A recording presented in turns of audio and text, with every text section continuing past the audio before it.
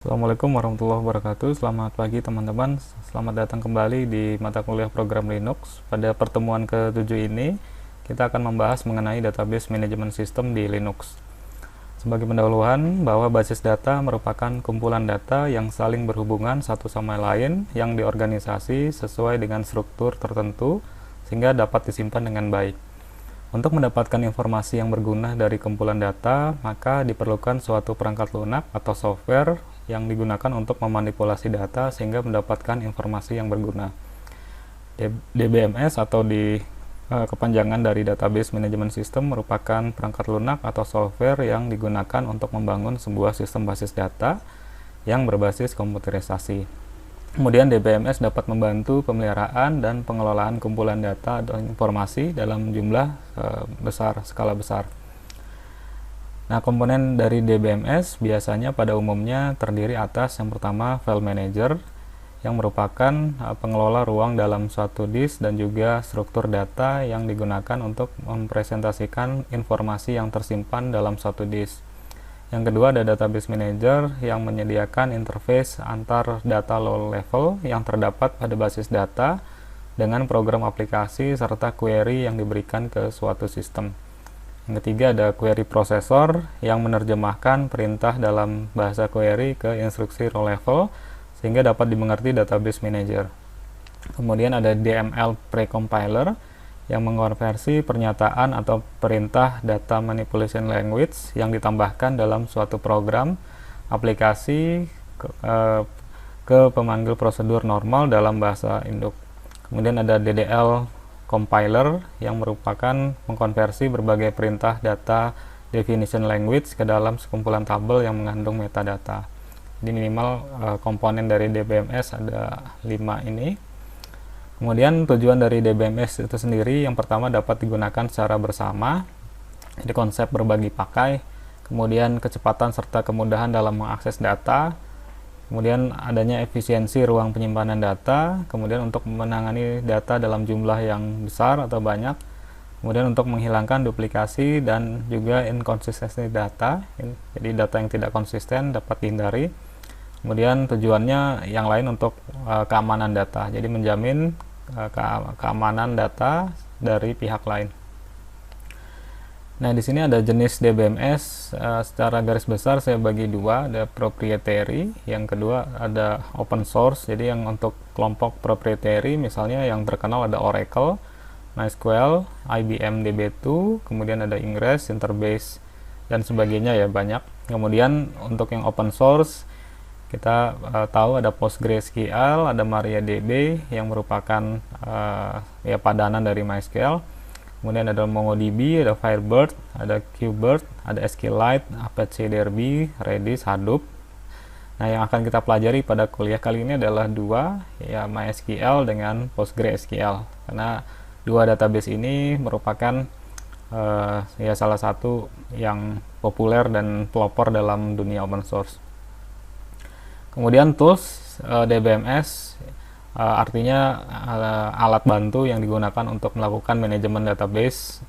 Ya saya bagi lagi, misalnya ada yang proprietary dan open source. Untuk yang proprietary misalnya ada SQL Developer, kemudian ada Navigate, ada Toad, kemudian ada SQL Yoke atau yang lain.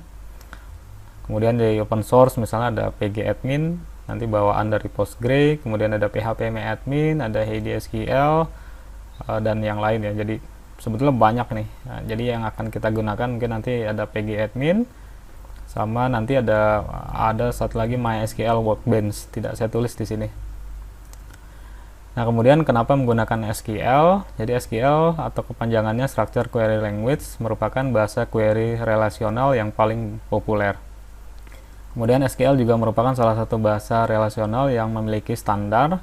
Jadi dia punya standar SQL ya, misalnya SQL 92, SQL 2000 gitu. Jadi dia punya standar. Kemudian SQL dipromosikan oleh banyak perusahaan sebagai bahasa antarmuka untuk mesin basis data dan server basis data.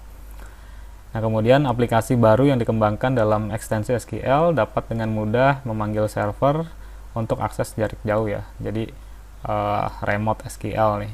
Jadi itu beberapa hal mengapa kita menggunakan SQL. Nah, di bahasa SQL dia punya sub bahasa. Yang pertama ada DDL atau Data Definition Language yang merupakan perintah SQL yang terkait dengan pendefinisian struktur dari database atau yang lainnya, table gitu. Nah, perintahnya di sini ada create, membuat, alter, mengubah, drop, menghapus, rename, mengganti nama. Jadi ada beberapa perintah yang terkait DDL. Nanti misalnya create database ABC gitu ya, atau alter table penjualan, atau drop table mahasiswa gitu ya, atau rename table apa. Jadi ini perintah yang terkait dengan struktur. Kemudian yang kedua ada perintah DML atau Data Manipulation Language yang merupakan perintah SQL yang berhubungan dengan manipulasi atau pengolahan data. Nah, di sini ada 4 perintah, ada select untuk menampilkan, memilih, ada insert untuk memasukkan data, update untuk melakukan perubahan data, ada delete untuk menghapus data. Misalnya select bintang from penjualan, jadi menampilkan seluruh data dari tabel penjualan. Nanti ada insert into mahasiswa, values-nya apa, update mahasiswa, nanti apa yang diupdate gitu, delete from barang, where gitu ya, apa yang di delete. Nah, yang ketiga ada sub bahasa namanya DCL atau Data Control Language. Ini biasa digunakan untuk mengubah hak akses, memberikan roles, dan isu lain yang berhubungan dengan keamanan database. Ada 2 perintah yang umum, ada grant, itu memberikan akses terhadap user untuk mengakses objek. Yang kedua ada revoke, untuk mencabut akses dari user terhadap suatu objek. Jadi ada 2 perintah.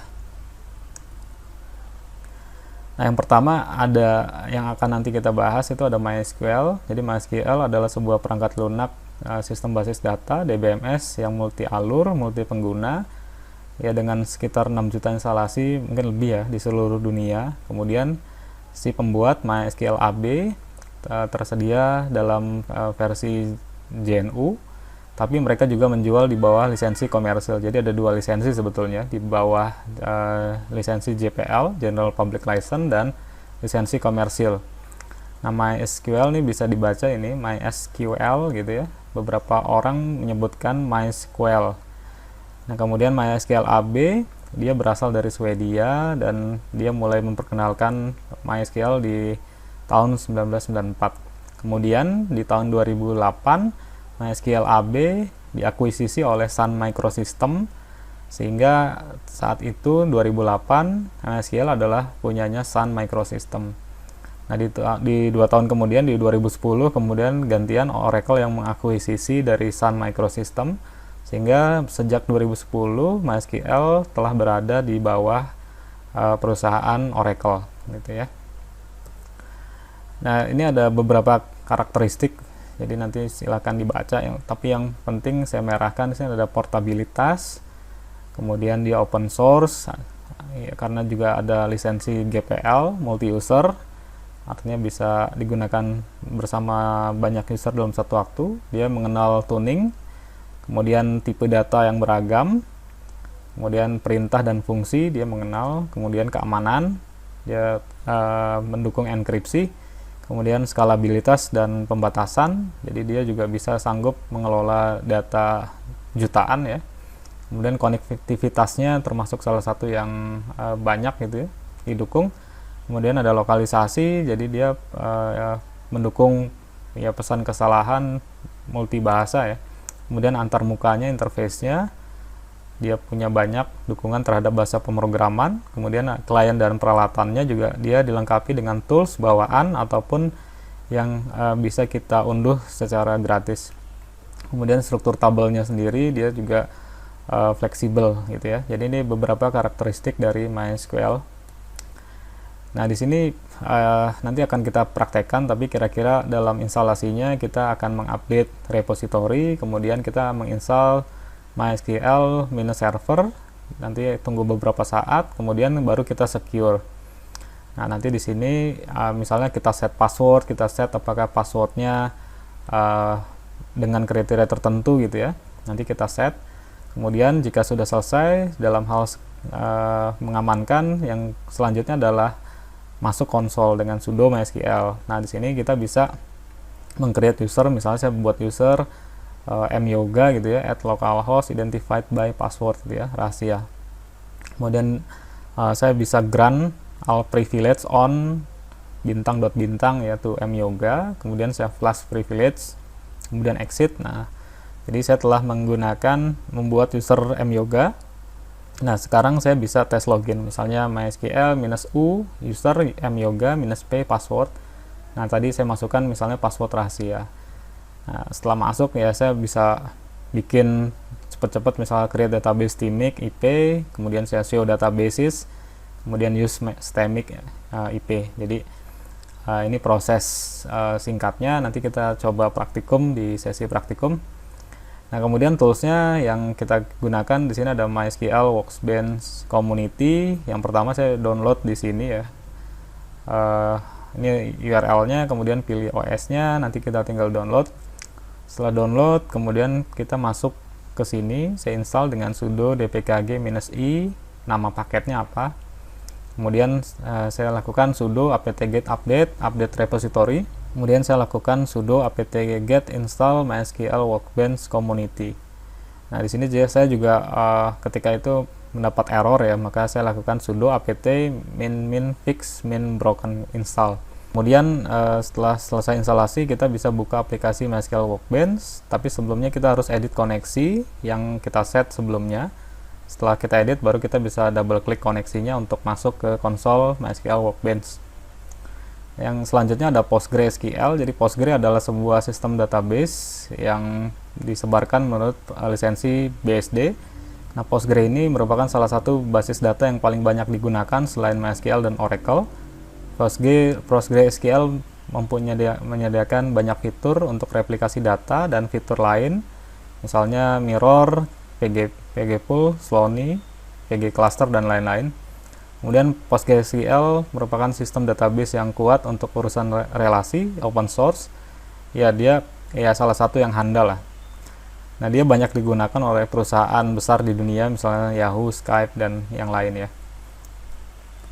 Nah, di sini karakteristiknya dia bisa digunakan secara gratis tanpa biaya spesial pun, aman. Pasti karena dia sudah teruji selama puluhan tahun, dapat direplikasi. Ini salah satu fitur yang penting untuk mereplikasi, kemudian banyak fitur lainnya. Misalnya tadi ada table space, replikasi asinkron, save point, kemudian ada backup online, dan sebagainya. Kemudian dia sudah memenuhi kaidah ACID, atomic, consistent, isolated, dan durable, dan sudah teruji keandalannya untuk mengolah data yang relatif besar.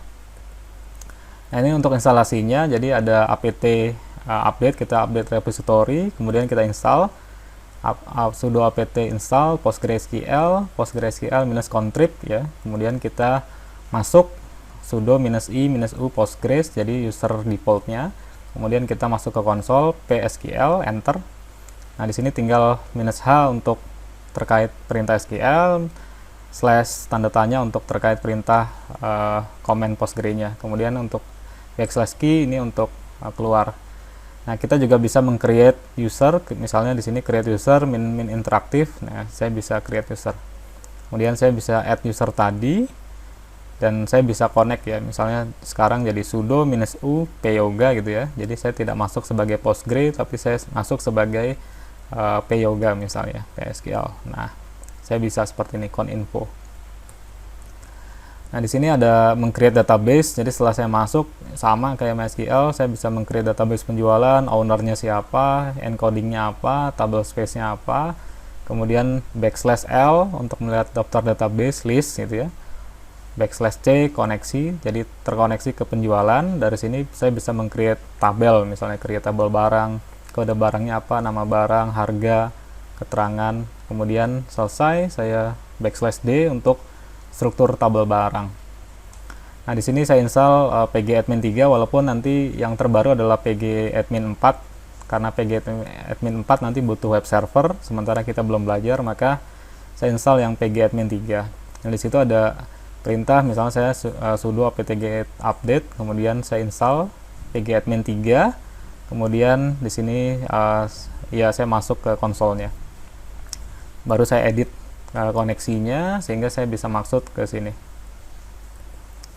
Oke, nanti kita akan lakukan demo dan instalasi serta konfigurasi MySQL dan Postgre dan demo penggunaan sintaks-sintaks SQL. Oke, dari saya sekian, terima kasih, sampai jumpa di sesi praktikum. Wassalamualaikum warahmatullahi wabarakatuh.